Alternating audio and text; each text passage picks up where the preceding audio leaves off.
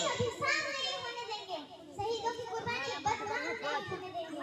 बची है जो एक बूंद भी लहू की, तब तक भारत माता का आंचल नीलाम नहीं होने देंगे। माननीय मुख्य अतिथि, परम पूज्य शिक्षकगण, उपस्थित भद्र मंडली एवं मेरे प्यारे साथियों, मैं कुमारी साई श्रद्धा सिंह पासुदन नगर उच्च विद्यालय का 6 श्रेणी का छात्री हूँ।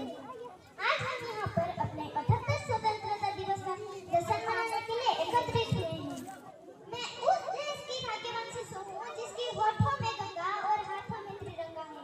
वो देश जो कभी सत्यम शिवम सुंदरम, कभी वंदे मातरम और कभी पंजाब सिंधु गुजरात मराठा राबिल उत्कल गंगा है। वो देश जो हर ठुकराए हुए की शरण स्थली बन जाता है और साथ